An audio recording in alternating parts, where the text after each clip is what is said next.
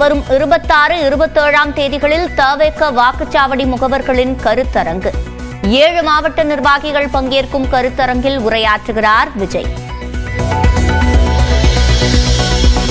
வரதட்சணை புகாரில் இருட்டுக்கடை அல்வா கடை உரிமையாளரின் மருமகனுக்கு காவல்துறை சம்மன். பாளையங்கோட்டை அனைத்து மகளிர் காவல் நிலையத்தில் இன்று ஆஜராக உத்தரவு. சித்திரை திருவிழாவுக்காக அடுத்த மாதம் 12ஆம் தேதி மதுரை மாவட்டத்திற்கு உள்ளூர் விடுமுறை. மாவட்ட ஆட்சியர் சங்கீதா அறிவிப்பு. அரசு போக்குவரத்து கழக ஊழியர்களுக்கு இன்று முதல் பயோமெட்ரிக் வருகை பதிவேடு கட்டாயம். பயோமெட்ரிக்கில் பதியப்படுவது மட்டுமே வருகையாக எடுத்துக் கொள்ளப்படும் என அறிவிப்பு. குடியரசுத் தலைவர் ஆளுநர் மூலம் மாநில பட்டியலில் உள்ள துறைகளில் சட்டமன்ற அதிகாரத்திற்கு முட்டுக்கட்டை. மத்திய அரசு மீது முதலமைச்சர் மு க ஸ்டாலின் குற்றச்சாட்டு. நடிகர் நெப்போலியனின் மகன் தனுஷ் உடல்நிலை குறித்து வதந்தி பரப்புவதாக புகார். நடவடிக்கை எடுக்க கோரி நெல்லை மாவட்ட காவல் கண்காணிப்பாளரிடம் மனு. டெல்லி வந்தடைந்தார் அமெரிக்க துணை அதிபர் JD வான்ஸ். பிரதமர் நரேந்திர மோடியை சந்தித்து பேசுகிறார். பல்கலைக்கழக துணைவேந்தர்கள் மாநாட்டிற்கு ஆளுநர் RN ரவி அழைப்பு. ஏப்ரல் 25இல் உதகையில் நடக்கும் மாநாடு. உச்சநீதிமன்ற தீர்ப்பை மதிக்காமல் ஆளுநர் செயல்படுவதாக தமிழக காங்கிரஸ் தலைவர் செல்வ பெருந்தகை குற்றச்சாட்டு. மாநாட்டை துணைவேந்தர்கள் புறக்கணிக்க வேண்டுமென மார்க்சிஸ்ட் மாநில செயலாளர் சண்முகம் வலியுறுத்தல்.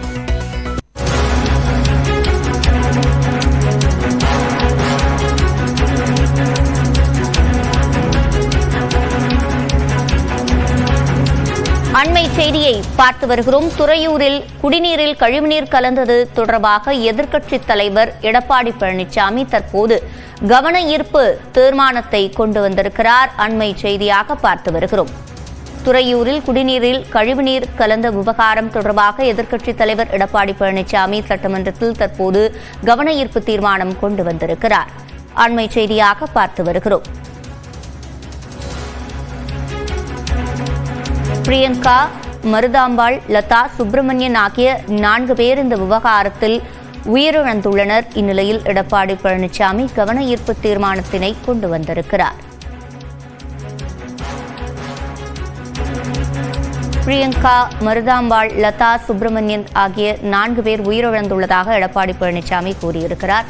இது தொடர்பான கூடுதல் விவரங்களை செய்தியாளர் வேல்முருகனிடம் கேட்கலாம். வேல்முருகன், முழுமையான விவரங்கள்.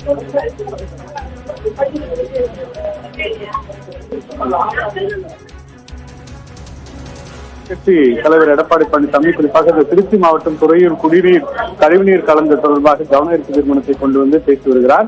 அந்த வகையில் குறிப்பாக பிரியங்கா, மருதம்மாள், நத்தா, சுப்பிரமணியன் ஆகிய 4 பேர் உயிரிழந்துள்ளனர். 40க்கும் மேற்பட்டோர் தற்போது அரசு மற்றும் தனியார் மருத்துவமனையில் சிகிச்சை பெற்று வரக்கூடிய நிலையில இந்த விவகாரத்துல குறிப்பாக கடுமையான எதிர்ப்பு தெரிவிக்கக்கூடிய வகையில் தற்போது அதிமுகவினுடைய சார்பில் தற்போது இந்த கவன ஈர்ப்பு தீர்மானம் கொண்டு வரப்பட்டிருக்கிறது. குறிப்பாக இதுல 5 பேர் தீவிர சிகிச்சை பெற்று வருகின்றனர். பொதுமக்கள் புகார் கொடுத்தும் சரி செய்யாத அதிகாரிகள் மீது கடுமையான நடவடிக்கை எடுக்க வேண்டும். சாலை மறியல் போராட்டத்திற்கு பின் தான் அதிகாரிகள் அந்த பகுதிக்கு சென்று குடிநீர் பிரச்சனை குறிப்பாக இந்த பரிசோதனை செய்திருப்பதாக தற்போது எதிர்க்கட்சி தலைவர் தற்போது தெரிவித்திருக்கிறார். தொடர்ச்சியாக இந்த விவகாரத்துல உடனடியாக அரசு உரிய நடவடிக்கைகள் எடுக்க வேண்டும் என்று தற்போது இந்த தனி கவனத்தை கொண்டு வந்து தற்போது இந்த கருத்தை எடப்பாடி பழனிசாமி தற்போது சட்டமன்றத்தில் பேசி வருகிறார். விவரங்களை வழங்கியமைக்கு நன்றி வேல்முருகன்.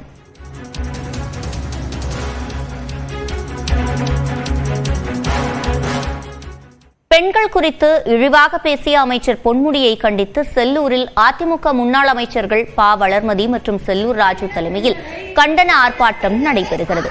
இதுகுறித்த விவரங்களை செய்தியாளர் சிவகுமாரிடம் கேட்கலாம். சிவகுமார், ஆர்ப்பாட்டத்தின் தற்போதைய நிலவரம். நிச்சயமாக சிவரஞ்சனி, அதாவது தமிழக வனத்துறை அமைச்சர் பொன்முடி கடந்த சில தினங்களுக்கு முன்பு நடைபெற்ற ஒரு நிகழ்ச்சியில் பெண்கள் குறித்து இழிவாக பேசிய நிகழ்வு தமிழகம் முழுவதும் ஒரு பெரும் எதிர்ப்படையை கிளப்பியுள்ளது. இந்த நிலையில் அதிமுக பொதுச் செயலாளர் எடப்பாடி அதற்கு கடும் கண்டனம் தெரிவித்து பொன்முடியை அமைச்சர் பதவியிலிருந்து நீக்க வேண்டும் என தொடர்ந்து கோரிக்கை விடுத்து வருகிறார். இதன் எதிரொலியாக வந்து அதிமுக மகளிர் அணி சார்பில் தமிழகம் முழுவதும் பல்வேறு இடங்களில் ஆர்ப்பாட்டம் நடைபெற்று வருகிறது. இதன் தொடர்ச்சியாக இன்று மதுரை செல்லூர் 60 சாலையில் முன்னாள் அமைச்சர் வளர்மதி தலைமையில் மகளிர் அணி சார்பில் கண்டன ஆர்ப்பாட்டம் நடைபெற்றது. இந்த ஆர்ப்பாட்டத்துக்கு முன்னாள் அமைச்சர் செல்லூர் ராஜு, முன்னாள் எம்எல்ஏக்கள் கூட பலர் கலந்து கொண்டனர். 300க்கும் மேற்பட்ட பெண்கள் பங்கேற்ற இந்த போராட்டத்துக்கு வந்து அமைச்சர் பொன்முடி பெண்களை பற்றி இழிவாக பேசியதற்கு கடும் கண்டனம் தெரிவித்து கோஷங்களை எழுப்பி ஆர்ப்பாட்டம் நடத்தினர்.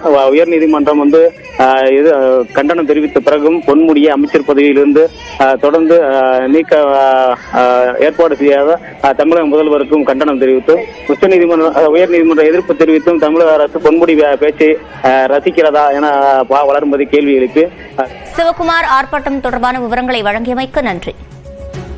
தற்போது எதிர்க்கட்சித் தலைவர் எடப்பாடி பழனிசாமி கவன ஈர்ப்பு தீர்மானம் கொண்டு வந்த நிலையில் அதற்கு தற்போது அமைச்சர் KN நேரு பதிலளித்து வருகிறார். நேரடி காட்சிகளை பார்த்துக் கொண்டிருக்கிறோம். தடுப்பு மருந்துகள், டாக்டர்களின் மாத்திரைகள் மற்றும் ORS பாக்கெட்டுகள் வழங்கப்பட்டுள்ளன. சுகாதாரத்துறை மூலம் 6 இடங்களில் குடிநீர் பணிகள் மாதிரிகள் சேகரிக்கப்பட்டு திருச்சி மண்டல நீர் பகுப்பாய்வதற்கு ஆய்வு செய்ய அனுப்பப்பட்டுள்ளது. மேலும் 10 கண்காணிப்பு குழுக்கள் அமைக்கப்பட்டு அனைத்து வீடுகளில் நேரடியாக சென்று இப்பகுதி மற்றும் அருகாமையில் உள்ள பகுதியில் உள்ள தீவிர தொற்று நோய் தடுப்பு பணிகள் மேற்கொள்ளப்பட்டு தொடர் கண்காணிப்பில் உள்ளது. திருச்சி மாநகராட்சி வார்டு எண் 10 மின்னப்பன் தெருவை சேர்ந்த பிரியங்கா என்ற 4 வயது குழந்தை 19/4/2025 இறந்ததை தொடர்ந்து அவர் உடல் பரிசோதனை செய்யப்பட்டது. முதல் கட்ட பிரேத பரிசோதனை அறிக்கை மூலம் இவர் வயிற்றுப்போக்கினால் உயிரிழந்தார் என்பதற்கு எவ்வித ஆதாரமும் கண்டறியப்படவில்லை. மேலும் பத்திரிகை செய்திகள் வெளிவந்த 3 நபர்கள் பலி என்ற செய்திக்கு முற்றிலும் பொய்யானது. பாண்டமங்கலம் அகராகரம் சேர்ந்த 90 வயது மூதாட்டி திருமதி லட்சுமி என்பவர் 10 நாட்களாக உடல்நலம் குன்றி 19/4/2025 அன்று இயற்கை எதினார். மேலும் மின்னப்பன் தெருவில் வசிக்கும் திருமதி லதா வயது 53 என்பவர் இதய நோய் பிரச்சனை காரணமாக 18/4/2025 அன்று நள்ளிரவில் நெஞ்சுவலி காரணமாக வீட்டிலேயே உயிர் பிரிந்தது. எனவே 3 பேர் பலி என்பதற்கு ஆதாரமற்ற பொய் செய்தி என்று சமர்ப்பித்துக் கொள்கிறேன். இவ்வயிற்றுப்போற்றுக்கு அருகில் உள்ள கிராம பகுதிகளில் காணப்படுகிறது. இப்பகுதிகளில் நடந்த சித்திரை தேர் திருவிழாவில் உணவு, மோர் மற்றும் குளிர்பானங்கள் அறிந்து பாதிக்கப்பட்டதால் இவ்வயிற்றுப்போக்கு ஏற்பட்டிருக்கக்கூடும். குடிநீர் குழாய்கள் மாநகராட்சி பகுதிகளிலும் கிராம பகுதிகளிலும் வெவ்வேறாக உள்ளதால் குடிநீர் காரணமாக இருக்க வாய்ப்பில்லை. இருப்பினும் முன்னெச்சரிக்கை நடவடிக்கைகள் குழாய் மூலம் குடிநீர் விநியோகம் முழுவதும் நிறுத்தப்பட்டு டேங்கர் லாரி மூலம் குடிநீர் வழங்கப்பட்டு வருகிறது. குடிநீர் மாதிரிகள் ஏற்கப்பட்டு ஆய்வு செய்யப்பட்டதில் குடிக்க தகுதியான குடிநீர் தான் என்று அறிக்கை வரப்பட்டுள்ளது.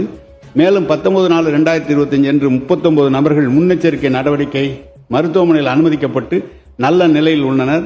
20/4/2025 அன்று 14 நபர்கள் முன்னெச்சரிக்கை நடவடிக்கை எடுக்கப்பட்டு நல்ல நிலையில் உள்ளனர். இதன் மூலம் நோய் கட்டுப்படுத்தப்பட்டுள்ளது தெளிவாகிறது என்றும் சுகாதார நடவடிக்கைகள் முழுவீச்சில் நடைபெற்று வருகிறது என்பதையும் தெரிவித்துக் கொள்கிறேன். இதில் முழுமையாக அங்கே வெக்காளியம்மன் கோவில் திருவிழா நடைபெறுகிறது.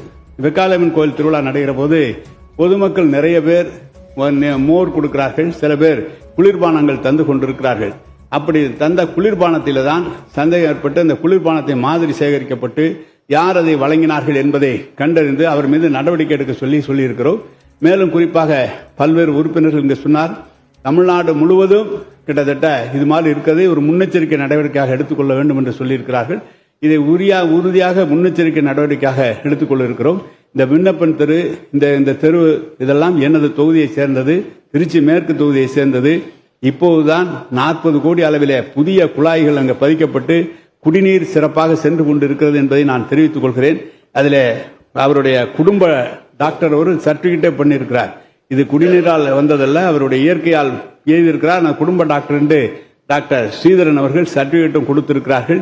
எனவே குடிநீரிலே கழிவுநீர் கலப்பது என்பது அந்த பகுதியிலே நிச்சயமாக இல்லை என்பதை நான் உறுதியாக தெரிவித்துக் கொள்கிறேன்.